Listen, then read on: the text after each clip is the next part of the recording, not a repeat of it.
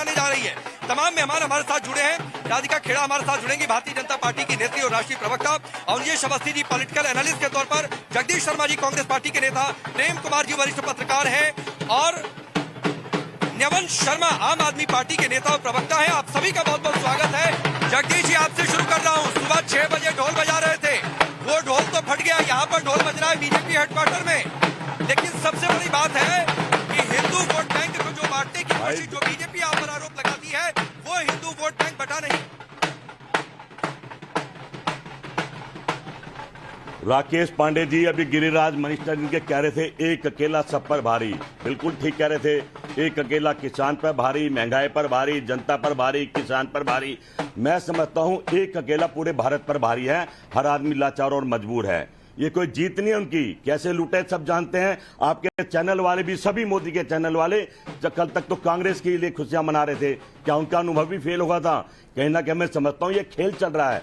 जो 11 बजे से 2 बजे तक चुनाव को रोक देना और जिस तरह का माहौल बना दिया है, कहीं ना कहीं ये वो उदित राज जी ठीक कह रहे हैं। ये ईवीएम की सरकार है, ईवीएम से हर बार जीतती है और ये सबको समझ में आ रहा। अब तो हरियाणा जीतने के बाद इनमें उनके चेहरे पर वो खुशी नहीं है जो एक सच्ची जीतने वाले खिलाड़ी के। आपने सुनी होगी, दिल बहलाने के लिए गालिब ख्याल अच्छा है। अब तो सोचिए कि जब सब पोल आपके पक्ष में थे, उसके बाद यही तो जनता जनार्दन होती है कि कब किसको ऊपर उठा दे, कब किसको नीचे कर दे। आप अभी भी कह रहे हैं, आप मानने को तैयार नहीं है, तो सर क्या करेंगे? आप ये मानने को तैयार नहीं है कि हिंदू वोट बैंक बटा नहीं, आप ये मानने को तैयार नहीं है कि भी आपके अंदर की जो गुटबाजी थी वो भारी पड़ गई।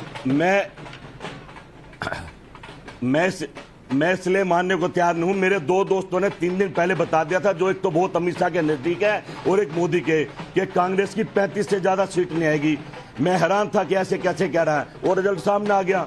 कहना कि खेल शायद आप लोगों को समझ में नहीं आ रहा, देश को समझ में आ रहा कि देश को दोनों हाथों से कैसे लूटा जा रहा है।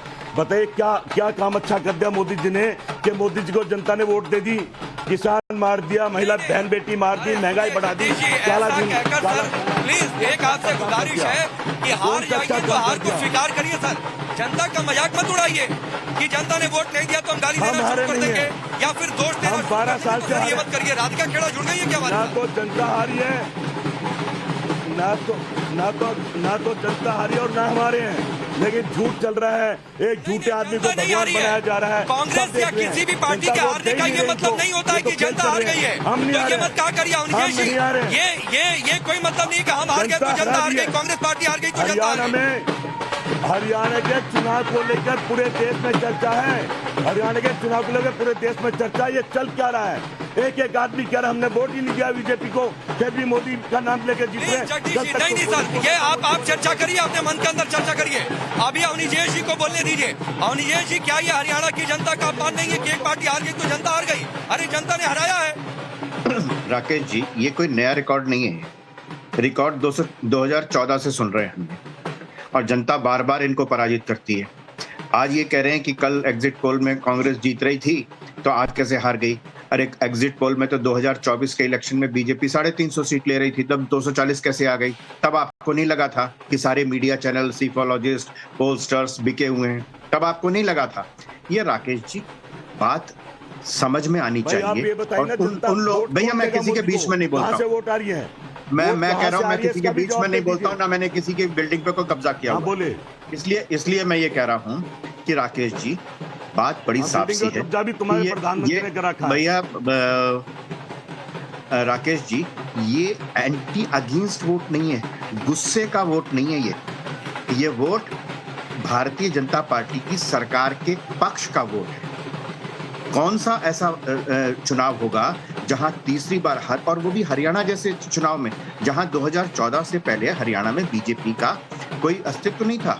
3, 4, 5, 7 छोटे भाई देवीलाल के साथ कभी किसी और के साथ मिलकर के चुनाव लड़ते थे। 2014 के पश्चात बीजेपी की सरकार ने वहां की जनता को बिना खर्ची पर्ची, एक सुशासन, बिना किसी भ्रष्टाचार के, जमीनों पर किसी का कब्जा नहीं, जमीनों को किसी के हवाले नहीं करना, जब वहां की जनता ने ये देखा है। और एक बात और राकेश जी मैं आपको साफ कर दूं कि ये बहुत ही भ्रम फैलाया गया कि जाट जो है ना वो बीजेपी के साथ नहीं है। बिल्कुल भी ऐसा नहीं है। ऐसा होता तो आज ये परिणाम नहीं होता। बड़ी साफ सी बात है। इसलिए नहीं अवनीश जी, अभी जाट गैर जाटो इस पर आऊंगा। मुझे एक बात बताइए, ये बार बार, क्योंकि भारतीय जनता पार्टी के नेता योगी आदित्यनाथ हरियाणा में गए तो उन्होंने कहा कि बटेंगे तो कटेंगे। महाराष्ट्र में इस बात की तस्दीक प्रधानमंत्री मोदी खुद कह चुके हैं कि बांटने, अगर बटेगा हिंदू वोट बैंक तो दिक्कत होगी। तो ये एक मैसेज तो गया है कि ये जो जातियों वाला चाल चली जा रही थी वो कामयाब नहीं हो रही है।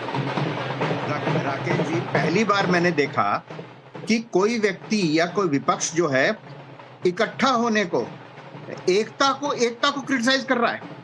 नरेंद्र मोदी जी ने कहा सबको इकट्ठा रहना है, भागवत जी ने कहा सब इकट्ठे हो, योगी जी ने कहा सब एक हो। एक होने को कह रहे हैं कि ये गलत है।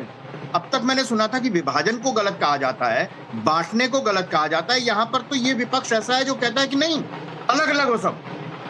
एक, अगर समूचा भारतवर्ष एक होगा तो भारतवर्ष आगे बढ़ेगा या पीछे हटेगा। लेकिन जयचंदों की तो कमी नहीं है इस देश में।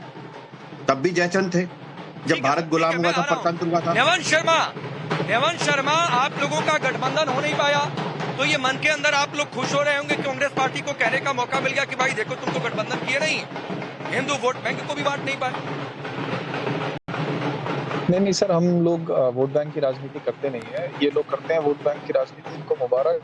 हम तो जो हरियाणा की जनता का निर्णय है उसका बिल्कुल सर झुका के स्वागत करते हैं, और जो भी उन्होंने निर्णय लिया है हम बिल्कुल तो विद ड्यू रिस्पेक्ट हम उसको मानते हैं। हम और मेहनत करेंगे हरियाणा में। हम नई पार्टी है, हम पहली बार चुनाव लड़े थे ताकत से। 7,000 गाँव में हमारा संगठन बन गया।